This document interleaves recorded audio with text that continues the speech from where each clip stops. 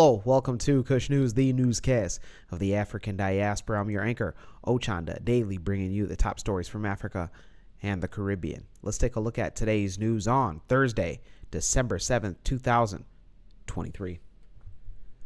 We go to Niger, where the ecowas court has rejected its request to lift sanctions. West Africa's top court, the ecowas court, rejected a request by Niger to lift coup-related sanctions imposed by its neighbors, ruling that the junta is unconstitutional and therefore lacks the authority to make such a request. Following the coup back in July of this year that toppled Niger's then-president Mohamed Bazoum, the West African bloc known as ECOWAS imposed sanctions, including shutting borders with members' countries, as well as suspending financial transactions and freezing Niger assets. The government of Niger and natural persons and legal entities challenged the sanctions right away. They argued that they're causing severe hardship for Nigerians, including the curtailing of supplies and food and medicine. The leaders of the coup asked for a provisional halt to the sanctions pending a final judgment on the issue. The ruling could further complicate efforts to resolve the political crisis in the country, returning the country to a civilian rule. The junta, which has appointed a prime minister, has set a possible 3-year timeline to return the power to civilians, which ECOWAS has rejected. Niger's then-president Mohamed Bazoum is still being detained by the junta. ECOWAS has demanded his unconditional release and reinstatement as one of the conditions to engage in discussion about the lifting of sanctions. Those in Niger, let us know your thoughts. Let us know on how you feel. Which side are you on? Are you for ECOWAS keeping the sanctions, or are you against it? We want to hear from you. Let's go to East Africa and Kenya, where the government has ruled out TikTok banning. Kenya has ruled out a ban on the social media app known as TikTok in the country after stricter rules have been applied. According to the Youth Affairs of Arts and Sports Cabinet Secretary Ababu Nwamba, this followed a meeting between TikTok and President William Ruto. In August, a petitioner sought to ban TikTok in the country due to inappropriate content that has toned down and now wants regularization of the application through strict regulations. Appearing before a National Assembly, the Executive Director General amended the petition to focus on regulation after receiving calls from various stakeholders regarding the app's usage. Ezekiel Mutua implored Minister of Parliaments all over to take immediate action to safeguard Kenyans from the negative effects of the app, which has exposed children to nudity and profanity. Those in Kenya, let us know your thoughts on the dismissal or the rule-out ban of TikTok. Let us know where you stand exactly.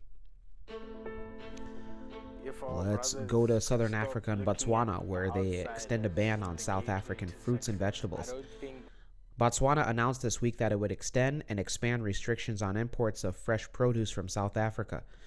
This comes as it tries to become self-sufficient in food and cut its import bill. Botswana's President Masisi said that the import ban has slashed the country's fresh produce import bill by 71%. The number of products will double, according to the government, from July of 2024.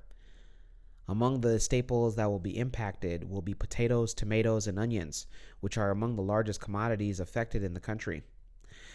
The agricultural sector in Botswana is relatively small, accounting for about 5% of economic output. South Africa has supplied about 80% of the country's food for Botswana before the 2-year ban was initially implemented back in January of 2022. Those in Botswana, let us know your thoughts on the ban continuing on imports. Let us know if you are a Botswana farmer yourself, especially in produce. We want to hear directly from you. When we come back, we'll have today's African proverb of the day. Don't go anywhere.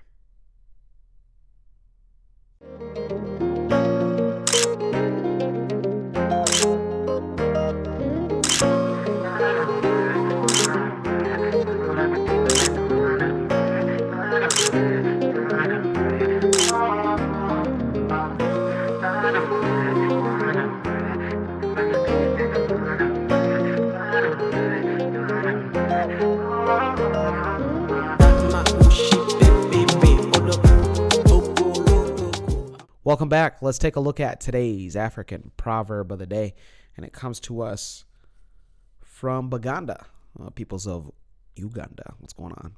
And it reads, a united family eats from the same plate. Once again, a united family eats from the same plate. Baganda proverb. There's a reason why, unfortunately for the longest time, you've constantly seen, places in Africa that haven't been doing as successful as it needs to be doing. Is because people are undivided. This goes beyond just eating, just doing business with one another.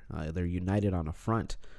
So once you fix those issues, especially on how people can unite, especially in the business sense, things will start to turn around. Let me know your interpretation of today's African proverb of the day, as well as your thoughts, views, questions, comments, and concerns on the top stories. Don't forget to hit that like button. Make it your best friend. For Kush News on Kush Convos TV, I'm Ochanda. We'll see you soon.